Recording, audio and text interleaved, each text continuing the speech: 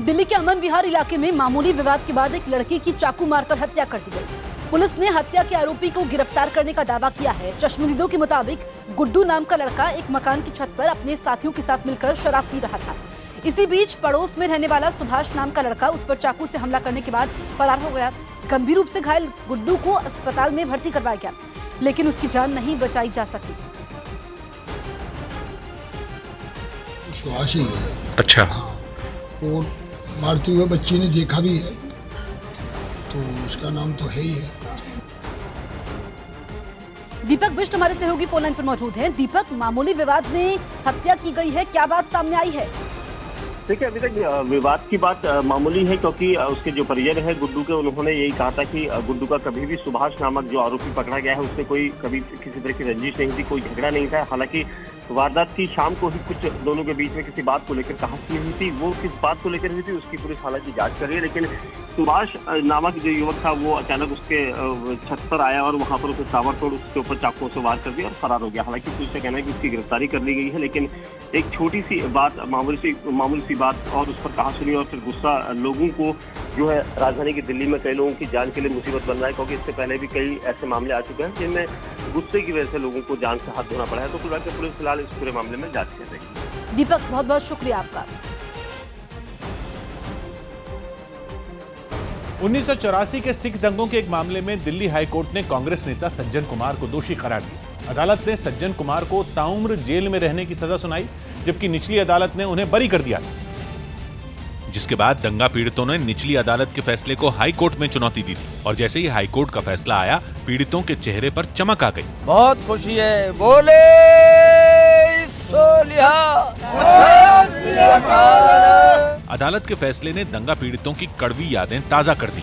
हमारे घर में मेरे फादर को मेरी आंखों के सामने जिंदा जलाया गया था, और ये सज्जन कुमार को मैंने 2 तारीख को भाषण देते हुए देखा था कि एक भी सरदार बचना नहीं चाहिए। 34 साल बाद सज्जन कुमार पर बड़े फैसले के बाद दंगों के बाकी मामलों में भी लोगों को उम्मीद की किरण दिखने लगी। सज्जन कुमार को जो उम्र कैद हुई है, हम उस कोर्ट का धन्यवाद करते हैं। कम से कम उन्होंने ये जरूर समझा कि जस्टिस देना जरूरी समझा, लेकिन ये तभी तक केस तब तक चलेंगे जब तक सज्जन कुमार और जगदीश टहल को सजाए मौत नहीं होती। इससे पहले 2013 में निचली अदालत ने सज्जन कुमार को बरी कर दिया था। सज्जन कुमार को उम्र कैद मिली है, उसकी सारी उम्र उसकी मौत तक, और बाकी 3 को और को उम्र कैद है। दिल्ली हाईकोर्ट ने उम्र कैद की सजा सुनाते हुए सज्जन कुमार को 31 दिसंबर तक सरेंडर करने का आदेश दिया, और 5 लाख का जुर्माना भरने के साथ उनके शहर से बाहर जाने पर भी पाबंदी लगा दी। कोर्ट ने सिख दंगों की तुलना 1947 में विभाजन के दौरान हुए कत्लेआम से की। कोर्ट के मुताबिक सिख दंगों के दौरान दिल्ली कैंट के राजनगर में हुए हत्याकांड में सज्जन कुमार की अहम भूमिका थी।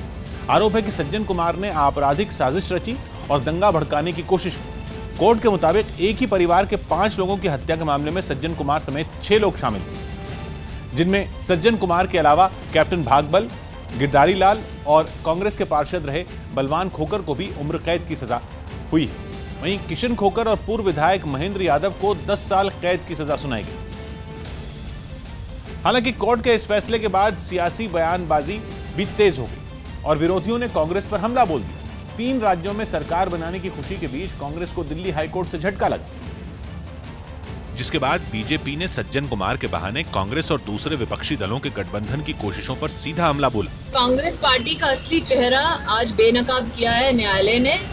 कांग्रेस पार्टी के साथ एक भविष्य तलाशने की कोशिश में जो राजनीतिक दल अथवा नेता हैं, वो देख ले इस बात को साफ कि जब कांग्रेस सत्ता में थी तब कांग्रेस ने कैसे मासूमों का खून बहाया हिंदुस्तान की सड़कों पर। वहीं अकाली दल भी कांग्रेस की आलोचना करने से पीछे नहीं रहा और सज्जन कुमार की सजा को केंद्र सरकार की कोशिशों का नतीजा करार दिया। मैं समझता हूं कि देर आए दुरुस्त आए। बड़े लंबे समय से पीड़ित थे सिख समाज के लोग, पीड़ित परिवार, और मांग करते आ रहे थे। ये सच साबित हो गया कि कांग्रेस ने अपनी सत्ता शक्ति बरत के कैसे इन कातलों को बचा कर रखा। अगर मोदी साहब की सरकार देश में ना आती तो ये आज सज्जन कुमार को ये 20 वर्ष की सजा ना होती। राफेल डील में सुप्रीम कोर्ट के फैसले के बाद सज्जन कुमार के बहाने बीजेपी को एक बार फिर कांग्रेस को घेरने का मौका मिल गया है। तो वहीं आम आदमी पार्टी ने भी अदालत के फैसले पर खुशी जाहिर की। साथ ही आम आदमी पार्टी ने इशारों में कांग्रेस पर भी निशाना साधा और फैसले के देर से आने पर सवाल खड़े किए। आम आदमी पार्टी इस जजमेंट का तहे दिल से स्वागत करती है मगर हमारा ये मानना है कि ये जजमेंट कुछ सालों पहले आ जाना चाहिए था। लेकिन कांग्रेस के नेताओं ने सभी हमलों का नपे तुले अंदाज में जवाब दिया। विक्टिम फैमिली लगातार कर रही है कि कांग्रेस बचाती रही है जो आरोपी है उनको। कुछ किसी को बचाने का सवाल नहीं है। The law takes its own course.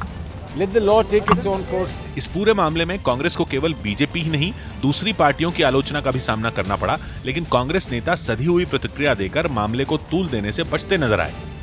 लेकिन दिल्ली हाईकोर्ट के फैसले पर वित्त मंत्री अरुण जेटली ने न्यूज 18 से खास बातचीत में कांग्रेस पर हमला बोला और राहुल गांधी की चुप्पी पर सवाल खड़े किए।